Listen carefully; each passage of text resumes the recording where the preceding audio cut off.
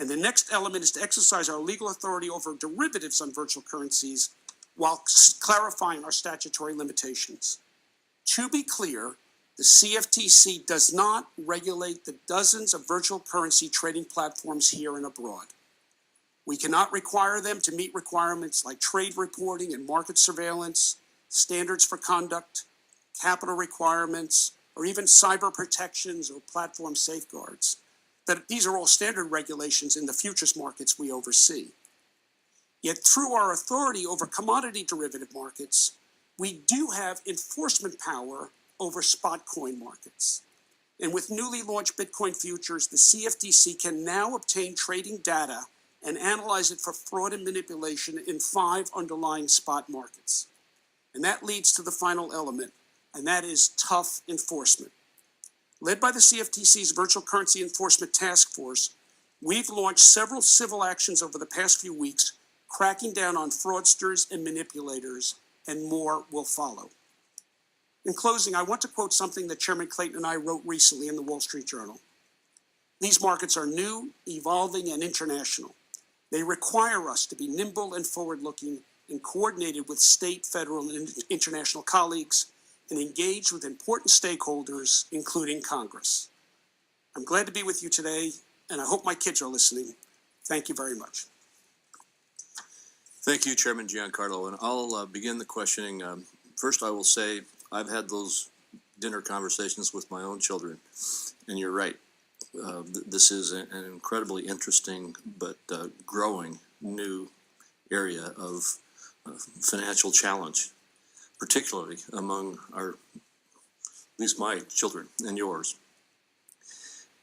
Both of you have said in one way or another that neither of your agencies have complete jurisdiction over cryptocurrencies. The question I have is whether you have sufficient jurisdiction. And I'd like both of you to address that question. Should Congress address revising and refining our financial law so that one agency or a group of agencies have complete jurisdiction? Or if you look at the jurisdiction of all agencies today, do we have sufficient jurisdiction in place today? Chairman Clayton? Well, thank you. And in my position, you're always cautious about speaking for other agencies, so I thank you. Understood. For saying that we should all come to be very direct, we should all come together, the federal banking regulators, CFTC, the SEC, there are states involved as well, and have a coordinated plan for dealing with the virtual currency trading market. I think our Main Street investors look at these virtual currency trading platforms and assume that they are regulated in the same way that a stock exchange is regulated. And as I said, it's far from that. And I think we should address that issue. So am I hearing you say that you don't think we need to have additional legislative authorities? I think we may. So first you should get together and tell us what you can and can't do, and then advise us. I think that's a very good way to put it, Senator. Chairman Giancarlo? I think that's exactly right. I think the first step is to recognize where the gap is. So there is, as we both said in different ways, what we call the spot market for Bitcoin is not a regulated marketplace. Now, for us at the CFTC, we're familiar with that because we generally don't have regulatory supervision over the spot markets for which derivatives apply. That is a longstanding basis. We regulate derivative markets, the underlying markets we surveil, and we will take enforcement action for fraud and manipulation, but we don't have the ability to set the standards on those markets. And that's what we have today in Bitcoin.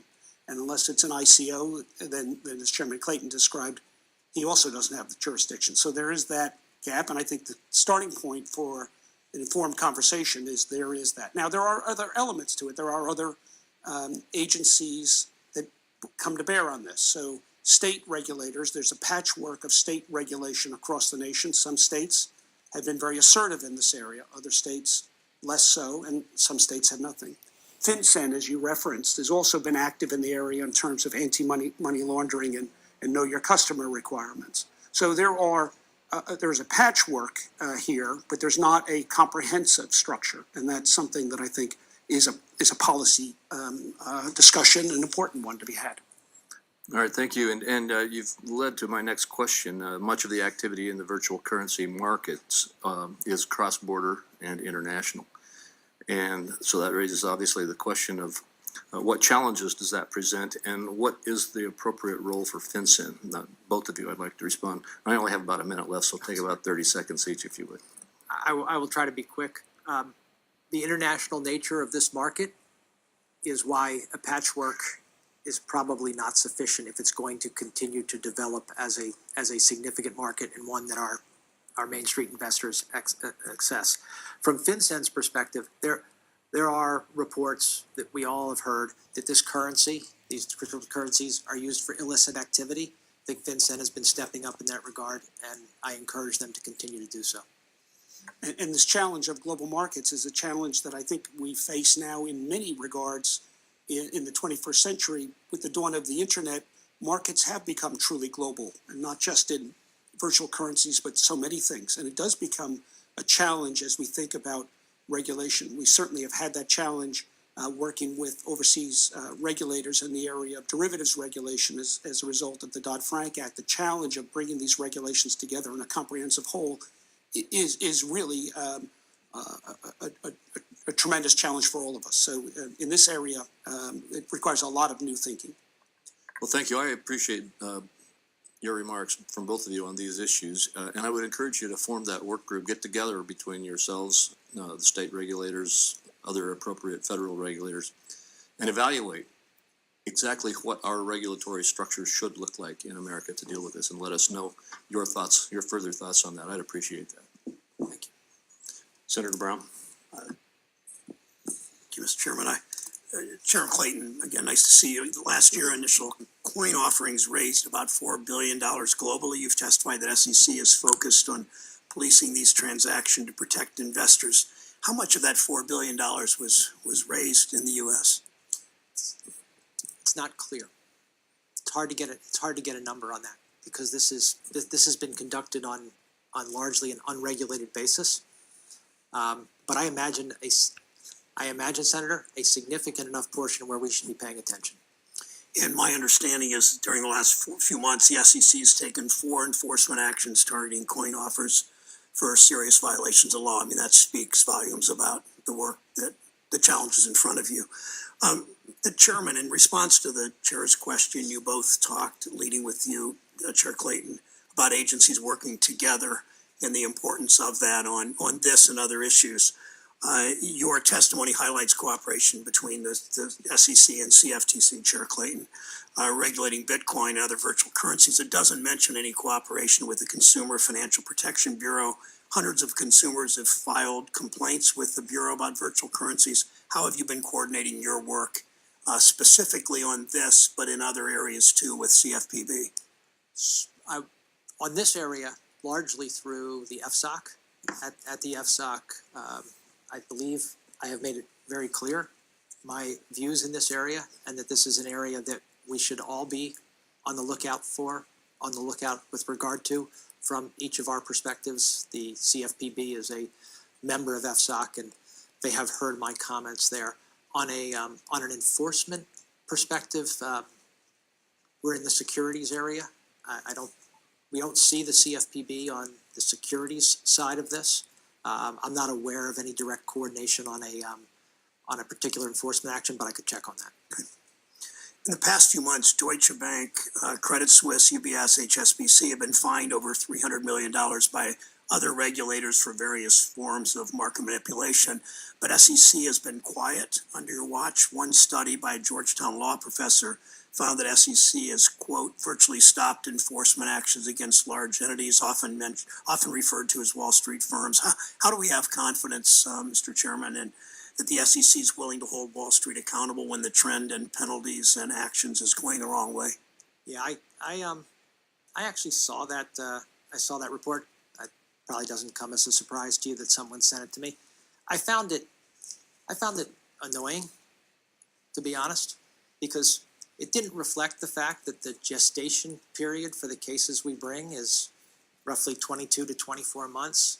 So any type of statistics, necessarily have a latency period to them. Our enforcement division put out a report that talks about the numbers in a comprehensive way. I'm happy with that report. I'm also confident that the people who are in our enforcement division and leading it, many of them former federal prosecutors, two of them heads of the Securities Task Force in the Southern District of New York, former heads, are pursuing our securities laws vigorously. I have no doubt. They come to work every day, and they have my full confidence. I hear you say that, and I believe you when you say that. I remember the last SEC, and it wasn't you, the last SEC under a Republican president, how they were asleep at the switch. So as the chair of as the governor of the Richmond Federal Reserve used to tell me, watch us and let us know you're watching us. But I'm further troubled by a statement by one of the SEC's enforcement co-directors last fall that SEC might lose 100 of its enforcement staff by not replacing those who leave. Compared to 2016 figures, this would reflect a 7% reduction in enforcement headcount.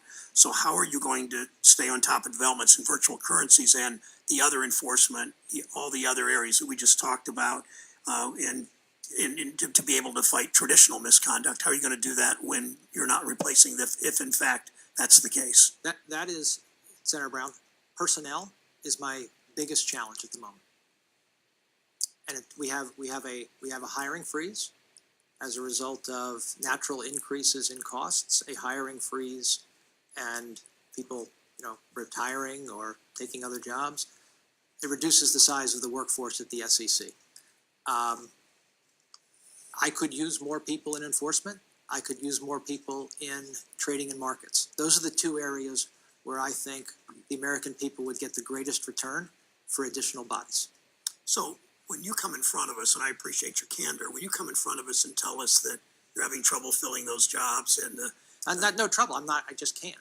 well, okay, that's, I guess trouble that way. All right, then, because of the freeze, isn't that message to those who want to game the system and those who want to defraud the system? Isn't the message as the SEC is not the cop on the beat that even the new chair wants it to be? Do I want more bodies to do more? Yes, sir. Is the message that somehow we're asleep at the switch? Absolutely not. And with your budget that's coming out, our understanding is the budget. I hope the freeze is lifted. I hope the budget is enough, and I hope that you will speak to us and ask, particularly people on the other side of the aisle, for the dollars you need and the flexibility you need to put those cops on the beat. I think I've been very straight about incremental amount of money and where I think value can be added. Thank you.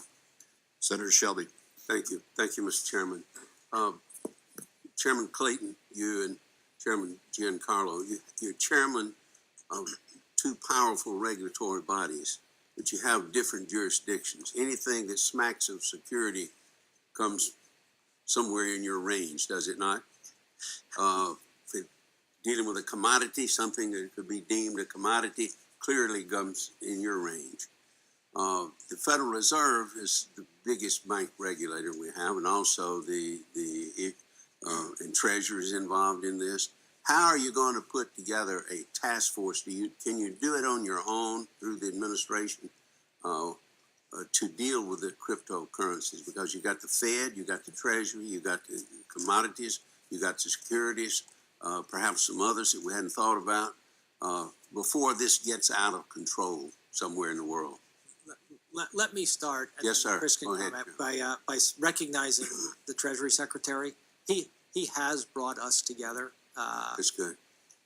The CFTC, the SEC, and representatives of the Federal Reserve to talk about this, because, Senator, you're exactly right.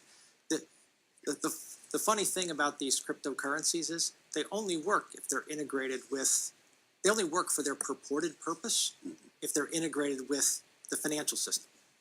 And so therefore it necessarily touches on all of our regulation. But Chairman?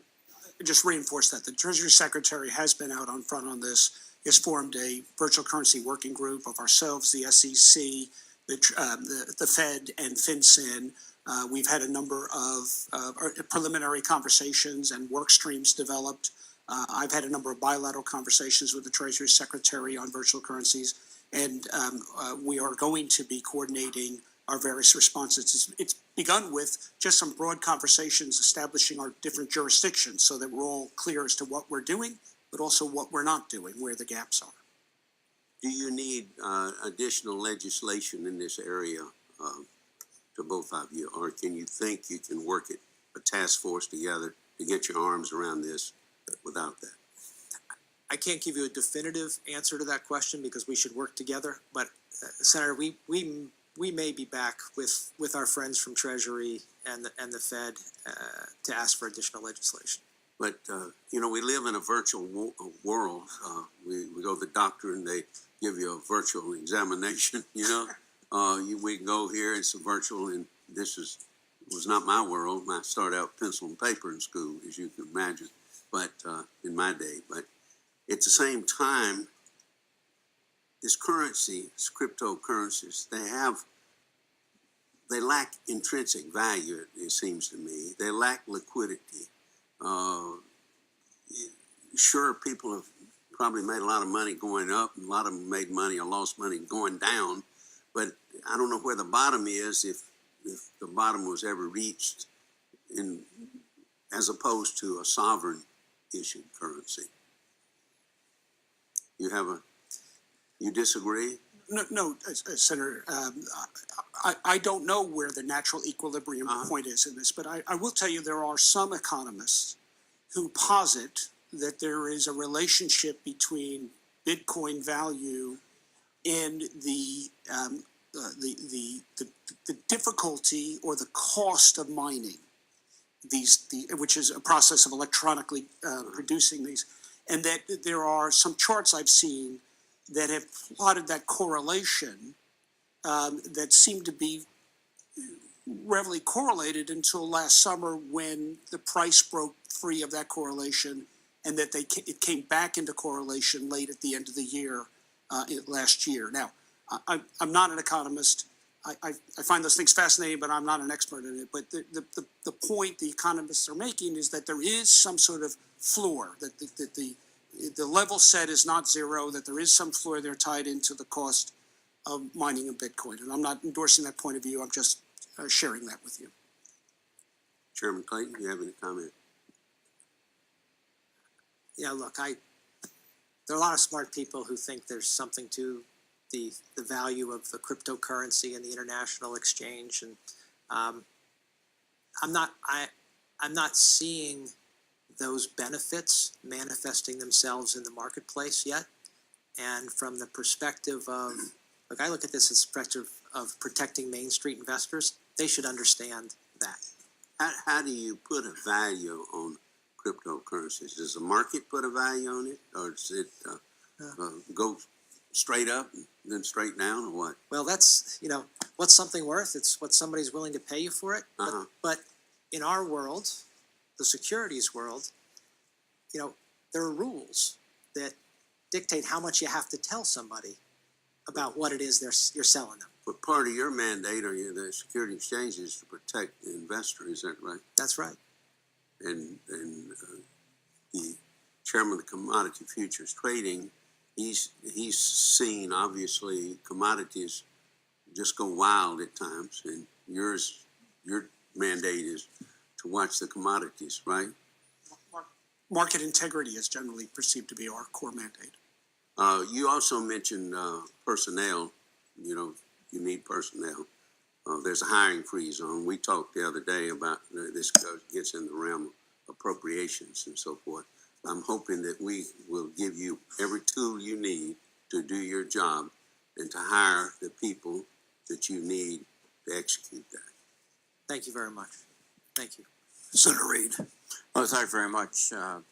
Thank you, gentlemen, for your testimony. And following on the questions of Senator Brown and Senator Shelby, you do need more personnel, but very specifically, do you have the technologists, the computer experts that can begin to understand how these cryptocurrencies work, the cryptologist? and not just to sort of on a day-to-day basis, sort of, give you the temperature, but look ahead and say, this is the direction it's going, which could have very significant deleterious effects. Do you have anyone like that on the staff? The answer to your question is, we formed a cryptocurrency working group, a cyber group. They've done an exceptional job getting up to speed on this in a short amount of time and identifying some of the very issues you talk about.